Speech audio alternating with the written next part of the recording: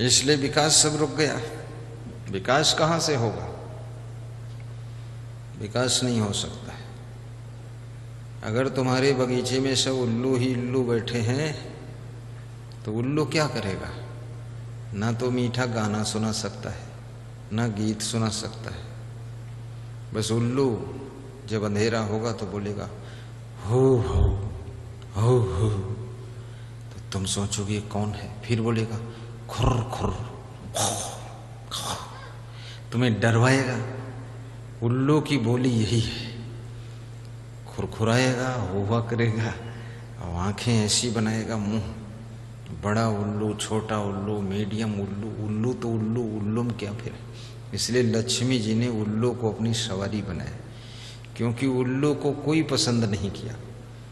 तो उल्लू लक्ष्मी जी के पास गया, हाथ जोड़कर बैठ गया कि लक्ष्मी जी कृपा करो। तो उन्होंने कहा मैं तेरे को तो रखूंगी नहीं, तू यहाँ से उड़, हट। लोग कहेंगे लक्ष्मी के पास उल्लू रहता है। तो उल्लू बोला सभी देवी देवता हमको भगा चुके हैं, कोई नहीं रखा है, तुम रख लो। लक्ष्मी जी ने कहा मैं क्यों रखूं? बोले तुम इसलिए रख लो क्योंकि तुमको सब रखते हैं, तो तुम्हारे बहाने हमको भी रख लेंगे, नहीं हम रहेंगे कहाँ। तो लक्ष्मी जी ने कहा चलो ठीक है। तो लक्ष्मी जी ने कहा तू मेरे पास करेगा क्या?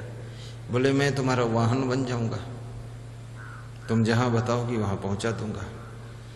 तो उल्लू आदमी, उल्लू पंछी। तो लक्ष्मी जी जो है उस उल्लू को अपनी सवारी बना लिया। उल्लू की पहचान होती है, उल्लू जो होता है।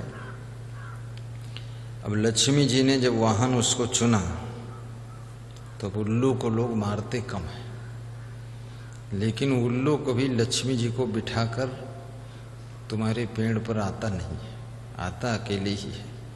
क्योंकि लक्ष्मी जी सोचती उल्लू पर बैठोगे कहीं उल्ल कर दे और गिरा दे, इसलिए उल्लू से बचे रहो। तो नाम का वाहन हो गया। लक्ष्मी जी उल्लू पर बैठती नहीं, इसलिए उल्लू लोगों के पास लक्ष्मी आती भी नहीं।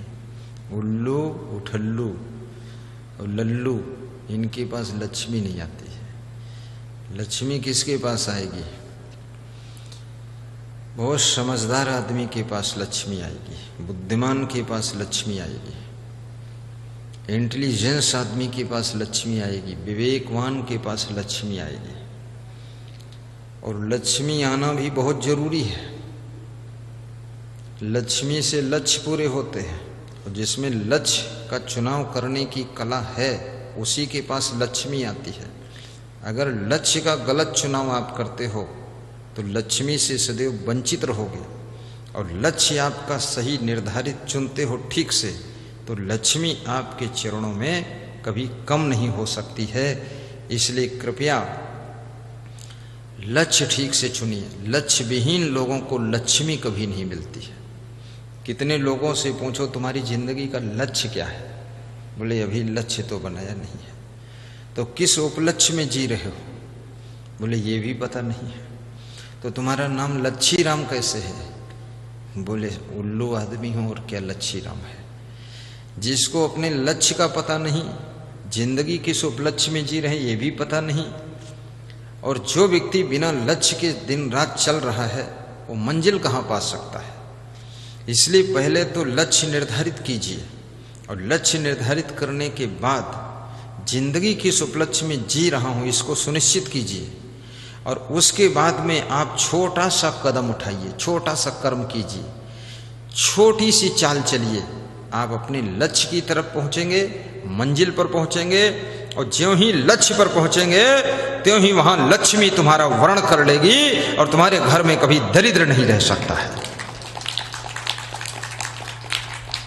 लक्ष्य भी बड़ा होना चाहिए, ये छोटा मोटा लक्ष्य नहीं। टुटुरुक टू कहावत है देहात में, टुटुरुक टू। टुटुरुक टू मतलब दुधारू जानवर खरीदना है। अब लक्ष्य बनाया कि एक बकरी खरीद लें, अच्छा रहेगा, 1500 की बकरी लेंगे, 200 ग्राम दूध हुआ, 2 बच्चे हुए, पैसा कम पड़ गए, बकरी बेचिन चिकवा काटिन, बकरी मरी गई, कट गए, खाई गए लोग। जब तुमने बकरी का लक्ष्य बनाया है, गलत लक्ष्य है आपका। आप बनाइए भैंस का लक्ष्य जो 20 लीटर दूध दे, गाय का लक्ष्य बनाइए जो 25 लीटर दूध दे। अभी मेरठ के एडीएम ने एक गाय भेजी है हमारे यहाँ, 14 लीटर दूध दे रही है। आज ही गाय आई है और 2 बछिया भी भेजा है। विशाखापट्टनम के भक्त श्री भेरा राम चौधरी जी, वो 2-3 गायें राजस्थान से भेज रहे हैं, दूध की धार बह जाए। एक और भक्त ने गाय दान दिया है, 22 लीटर दूध दे रही है। एक और चौथा भक्त उसने दिया है, वो 18 लीटर दूध दे रही है। इस समय दूध ही दूध है, माल छकते रहो। संत लोग भी माल छक रहे हैं, सबका वजन 2-2 किलो बढ़ रहा है। दूध पीना चाहिए 1 गिलास शाम को रोज, और सवेरे दूध की दलिया, दूध की खीर, दूध की सेवई बनाकर खाना चाहिए। 24 घंटे में थोड़ा ना थोड़ा दूध का आइटम आपके पेट में जाना ही चाहिए। यदि दूध आप नहीं पीते हैं तो फिर आपको दाल खाना चाहिए, प्रोटीन वहाँ से ज़्यादा मिलेगी आपको। फिर आपको चूना खाना चाहिए ताकि कैल्शियम आपको मिले। दूध में कैल्शियम भी बहुत है, प्रोटीन भी बहुत है। दूध संपूर्ण आहार है, लेकिन ज़्यादा पियोगे पेट खराब हो जाएगा, और ज़्यादा पियोगे तो डायबिटीज़ हो जाएगी, बहुत ज़्यादा पियोगे तो मर भी जाओगे, और कम पियोगे तंदुरुस्ती अच्छी रहेगी, और बिल्कुल नहीं पियोगे तो बिल्कुल कुछ होने वाला ही नहीं। इसलिए थोड़ा पी लो, साहिब बंदगी। तो लक्ष्य निर्धारित करिए, बड़ा लक्ष्य बनाइए। बड़ा यानी बड़ा, एक ही जादू विकास और सफलता का, उन्नति का एक ही जादू है। क्या? दूरदृष्टि। दूरदृष्टि रखो, परिणामदर्शी बुद्धि। दूर की सोचो, आज की नहीं 100 साल की सोचो, 100 साल की नहीं 500 साल की सोचो, और जहां तक सोच सकते हो वहां की सोचो, और जहां तक तुम्हारी बुद्धि विचार कर सकती वहां तक विचार करो। और विचार करके कोई ऐसा काम ना करो, फिल्टर करो, छानो उसको, कचरा निकाल दो, वह काम करो जिससे आने वाली पीढ़ियों को भी बाधा ना पड़े, और तुम्हारे बच्चे और पोती पोता भी सहूलियत से जिंदगी जी सके। क्योंकि तुमको अवसर मिला है, कई पीढ़ियों तक का तुम लक्ष्य निर्धारित कर सकते हो, और कई पीढ़ियों को तुम धन्य कर सकते हो, और अपने मरे हुए माता पिता की आत्मा को भी शांति दिला सकते हो, और साथ साथ में स्वयं भी शांति से जिंदगी जी सकते हो। भौतिक लक्ष्य और आध्यात्मिक लक्ष्य और पारमार्थिक लक्ष्य, राजनीतिक लक्ष्य, सामाजिक लक्ष्य, शारीरिक लक्ष्य, शरीर के बारे में भी लक्ष्य बनाइए कि हमको स्वस्थ रहना है, मस्त रहना है। मन के बारे में भी लक्ष्य बनाइए, मन को शुद्ध बुद्ध रखना है। और राजनीतिक लक्ष्य बनाइए कि राजनीति में भी हमको लोगों से संबंध बनाए रखना है, और अवसरों से भी संबंध बनाए रखना है। प्रत्येक क्षेत्र में हर एंगल से हीरा सुंदर होता है, चमकता है।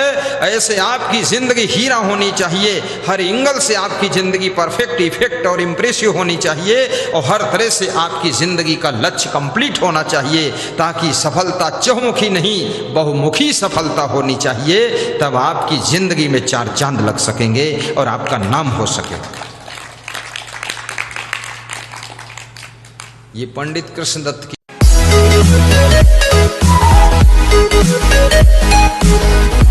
Thank you.